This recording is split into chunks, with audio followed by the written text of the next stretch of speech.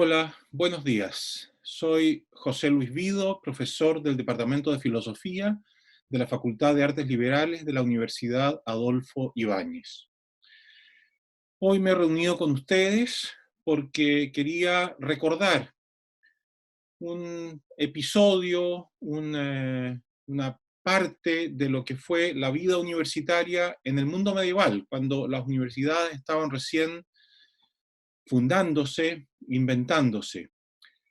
Es una cosa muy simple, pero creo yo que puede ser valiosa para que entendamos mejor una parte de lo que es el método filosófico que permite precisamente avanzar en la reflexión filosófica sobre los más diversos temas.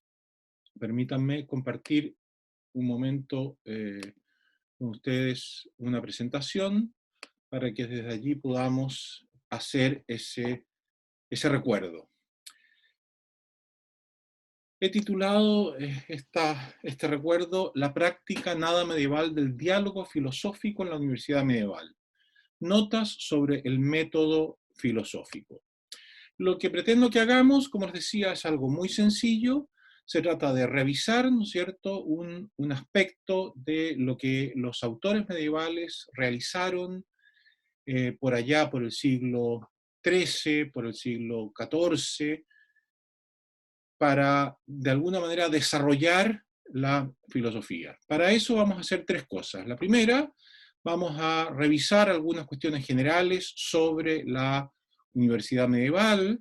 En segundo lugar, vamos a referirnos muy brevemente a la dificultad que muchas veces implica el aprendizaje de la filosofía. Y en tercer lugar, vamos a abordar precisamente eso que nos señalaron esos medievales relativo al método para aprender filosofía y de esa manera intentar sobrepasar la dificultad o las dificultades que hemos señalado. Vamos entonces a partir por estas generalidades sobre la universidad medieval. A ver, en primer lugar hay que decir que para poder entender ese mundo medieval hay que dejar de lado esa mala prensa que muchas veces ha tenido un mundo medieval y que ha hecho que tengamos una mala imagen de esa época, de ese periodo, de esos hombres. Todas las épocas tienen sus claros y oscuros y la Edad Media no es una excepción. Por supuesto, no es una época ideal, pero tampoco es una época que sea, por decirlo de alguna manera, el basurero del tiempo.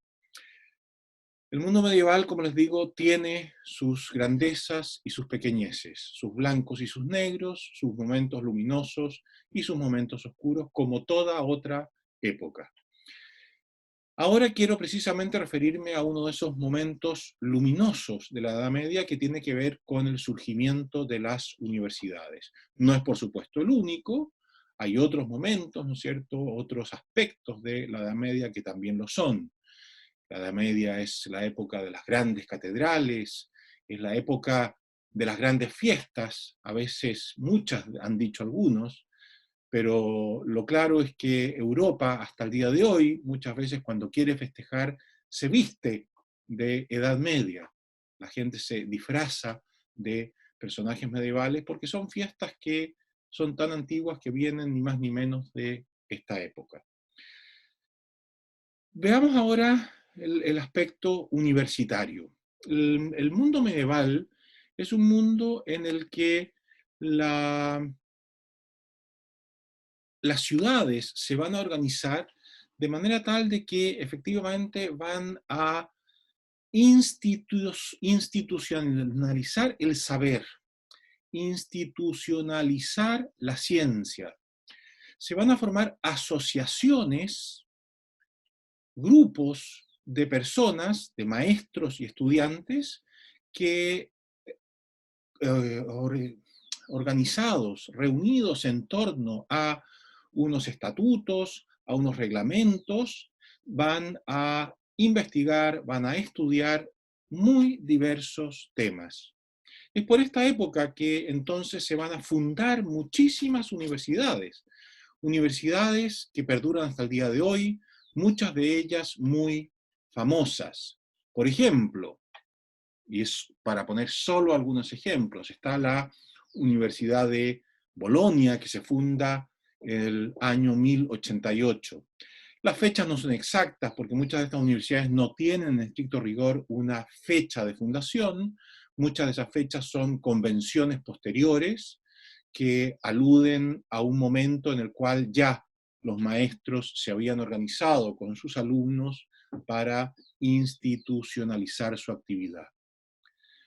Bolonia, entonces, les decía, el año 1088, la Universidad de Oxford, de la cual ustedes pueden ver una bella imagen en esta presentación, que es fundada en Inglaterra en el año 1096 aproximadamente, la Universidad de Módena, de vuelta en Italia, en el año 1175, la Universidad de Cambridge en Inglaterra, el año 1208, la Universidad de Salamanca, la famosa Universidad de Salamanca en España, el año 1218, la Universidad de Padua en Italia, el año 1222, y así suma y sigue. Está la Universidad de Nápoles también, que en cierto sentido puede considerarse la primera universidad estatal. En estricto rigor no existía el Estado como lo conocemos hoy día, pero si forzamos un poco los términos, podemos hablar así. ¿Por qué? Porque es la primera fundada por un gobernante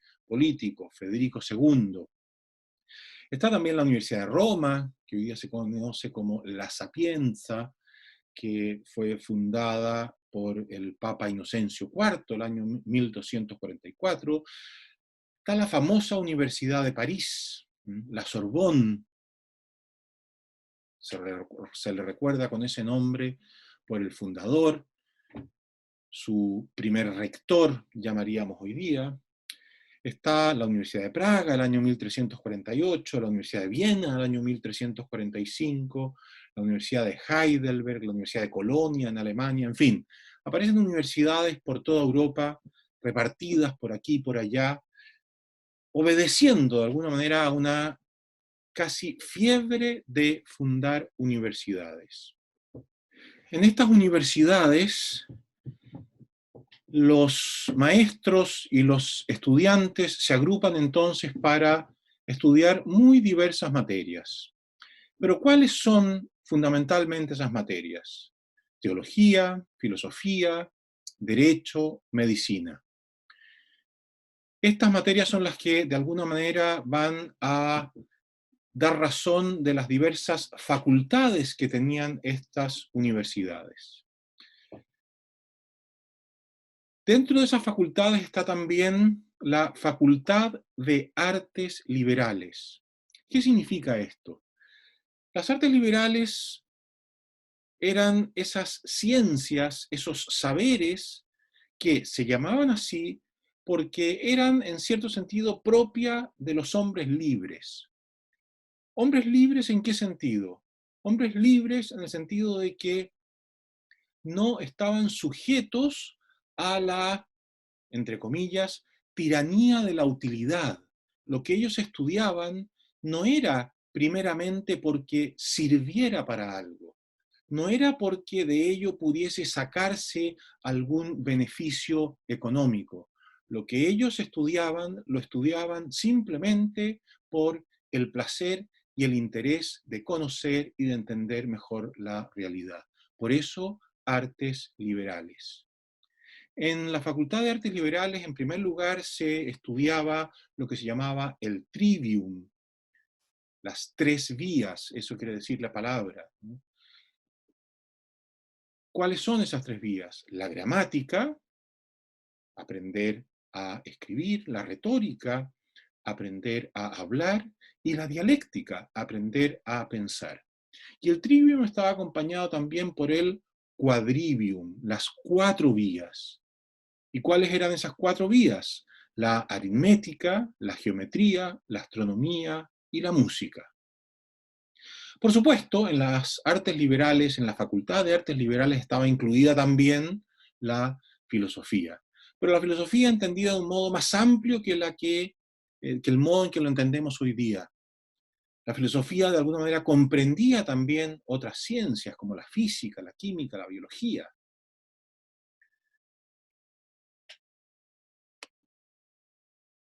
Para aprender filosofía se requerían varias cosas. ¿Por qué? Porque la filosofía no era fácil, como hoy día tampoco es fácil, y ustedes se habrán dado cuenta en esta asignatura que tienen con este profesor. No es fácil, pero sin lugar a duda que valía la pena realizar los esfuerzos para sobrellevar esas dificultades. Esas dificultades provenían de que, en primer lugar, la filosofía es un saber universal. ¿Eso qué significa? Que, en primer lugar, es un saber que no tiene nada que deja fuera. A la filosofía le interesa todo. Todo aspecto de la realidad es un objeto de interés y de estudio para la filosofía. Pero la filosofía también es universal en otro sentido. Cualquiera que sea el objeto que la filosofía toma, le interesa indagar en él hasta la mayor de las profundidades, hasta sus causas últimas, dirían unos, hasta aquello que en último término da sentido a esa realidad, dirían otros. Por eso la filosofía va a aparecer como un saber que se enfrenta con sus objetos de estudio, en tanto ellos son inagotables. Y esta es otra dificultad. El filósofo sabe que nunca termina de aprender de aquel objeto que tiene delante de sus ojos. Todo lo que pueda decir de él no es suficiente para agotar su realidad. Todo lo que llegue a saber es de alguna manera parcial. Por eso, cada cosa que dice va siempre abriendo nuevos caminos que explorar. Va, de alguna manera, abriendo nuevas interrogantes. En este sentido, la filosofía, podemos decir, es también un saber inexacto, donde inexacto no significa que cada cual pueda decir lo que se le antoje sin ningún rigor. Inexacto significa que precisamente el objeto de estudio no puede ser abarcado en una sola afirmación, no puede ser cerrado de alguna manera, clausurado en lo que de él sabemos en unas pocas frases, en unos pocos párrafos, en unos pocos capítulos, en unos pocos libros. Cada objeto es materia de investigación permanente. Por eso es que la filosofía de alguna manera sigue tratando las mismas preguntas que los viejos griegos habían tratado. Por supuesto, la filosofía va acumulando ese saber que con los siglos se ha ido desarrollando, pero las preguntas en cierto sentido permanecen las mismas. Esto es una dificultad, pero al mismo tiempo podrán suponer ustedes, implica una gran aventura, implica comunicarse con todos aquellos que antes han pensado los mismos temas que uno hoy día quiere pensar. Por eso, aprender filosofía, ¿qué significa? ¿Significa adquirir conocimientos? Sí, significa adquirir conocimientos, significa intentar entender lo que otros ya han pensado. Pero por supuesto, no significa meramente adquirir conocimiento. ¿Por qué? Porque aprender filosofía significa pensar por sí mismo también. Significa poder desarrollar juicios propios sobre la realidad que se considera, teniendo en cuenta, por supuesto, las dificultades que hemos señalado. Hacer filosofía, como ustedes lo habrán visto en esta asignatura que tienen, significa intentar penetrar una determinada realidad. ¿Y cómo hacerlo? Es aquí donde los medievales nos han aportado con un método muy sencillo, como les decía, pero no por eso de menor valor. ¿Cuáles son los puntos que los medievales desarrollaron como método pedagógico, como el método que implementaban en las clases de filosofía? En primer lugar, lectura. En segundo lugar, el desarrollo de la pregunta. Y en tercer lugar, la pregunta acompañada del debate, de la discusión. La lectura. Los medievales aprendieron el valor de leer textos clásicos. ¿Qué es un texto clásico? Un texto que de alguna manera permanece siempre vigente, siempre actual, porque las preguntas que contiene y las líneas de respuesta que desarrolla permanecen siempre sugerentes para los hombres de cualquier edad. Por eso, por ejemplo, un Platón y su República es un texto clásico, es un autor clásico. Lo que Platón allí diga siempre va a ser sugerente para cualquier hombre de cualquier época, hasta el día de hoy, hasta nosotros que somos hombres del siglo XXI y vivimos casi 2500 años después del mismo Platón. Pero la lectura de los textos clásicos implica otra tarea, la interpretación. Un texto muchas veces se ofrece con diversos sentidos. A veces es difícil entenderlo, pues hay que tener presente las diversas posibilidades que un texto ofrece, las diversas posibilidades de interpretación que un texto tiene. Y luego hay que hacer el esfuerzo de determinar ese sentido. ¿Por qué? Porque tenemos que ser respetuosos con lo que ese autor nos quiso decir. Tenemos que hacerle decir a ese autor lo que quería decir y no hacerle decir lo que nosotros queremos que diga. Luego veremos si estamos de acuerdo o no con él, pero en primer lugar hay que hacerle decir lo que él quería decir. Luego, además de la lectura, y como la lectura tiene siempre un tema de fondo, el método que los medievales usaron es hacerse las preguntas centrales que tienen que ver con el tema que se desarrolla en un texto.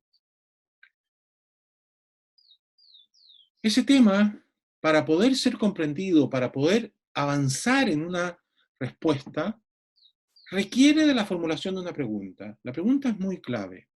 La pregunta, en primer lugar, tiene la tarea de ser la chispa que pone en movimiento este motor que es la inteligencia. Sin una buena pregunta, el motor no se va a mover. Sin una buena pregunta, la inteligencia no va a penetrar en esa realidad que quiere entender. La palabra inteligencia, como aparece aquí en la presentación que ustedes están mirando, viene de intus legere, es decir, leer dentro, meterse dentro de una realidad para leer, para interpretar, para conocer desde dentro aquello. Por eso, ¿no es cierto?, el intus legere, la inteligencia, va siempre acompañada de investigación. Y como ustedes ven allí, investigar también viene del latín, como tantas palabras en nuestro idioma, del investigium, es decir, el meterse dentro del vestigio, o diríamos hoy día, dentro de la huella de una determinada realidad. Todas las realidades dejan huellas. Hay que meterse dentro de ella para intentar llegar a la realidad misma que queremos entender. Y todo eso es posible en la medida que hacemos buenas preguntas. La pregunta tiene que ser suficientemente precisa y al mismo tiempo suficientemente amplia para que dentro de ella quepa todo, nada más y nada menos que lo que es relevante para entender una realidad. Por eso, fíjense ustedes, una buena pregunta obliga a que el filósofo ponga ya no solo un ojo en el texto o los textos que está considerando, sino que también ponga un ojo en la realidad. Solo de esa manera podrá llegar a formular un juicio propio sobre esa realidad. Así también podrá finalmente discutir con aquellos que antes han pensado sobre lo mismo. Y aquí aparece entonces el tercer momento que nos han enseñado estos medievales. La pregunta debatida. El método implica debate. ¿Por qué? Porque las respuestas a una determinada pregunta son inexactas. Son respuestas a una realidad que es inagotable. Por lo tanto, el filósofo ha de tener siempre presente que su respuesta siempre será mejor dentro de lo limitada que pueda ser en la medida en que dialogue con otros, en que dialogue con los autores de los textos, en que dialogue con sus contemporáneos. En el caso de ustedes, en la medida en que dialoguen con su profesor, en la medida en que dialoguen con sus compañeros, y en ese diálogo va a aparecer la fecundidad de la pregunta. ¿Por qué? Porque se podrán dibujar, en la medida de las posibilidades humanas, algunas respuestas que serán interesantes. Por eso, la filosofía y el método filosófico que nos enseñaron los medievales obliga a una virtud que es fundamental, es la virtud de la humildad. El filósofo ha de saber que solo no puede avanzar. El avance, sus logros, sus respuestas, siempre limitadas, serán posibles, sin embargo, en la medida en que se reconozca él mismo como insuficiente para entender aquello que investiga. Por eso requiere de otros. Y en la compañía de otros, entonces, en esa asociación de maestros y de estudiantes, podrá efectivamente avanzar en el camino hacia la ardua verdad. Esto es lo que nos enseñaron los filósofos medievales, los universitarios medievales. Creo yo que, aunque sencillo, tiene un gran valor para nosotros hoy día. Los invito a que, en la medida en que sea posible, lo pongan en práctica desde ya con sus compañeros, con su propio profesor. Eso es lo que hoy día quería decirles. Soy José Luis Vido, profesor de Filosofía de la Universidad Adolfo Ibáñez.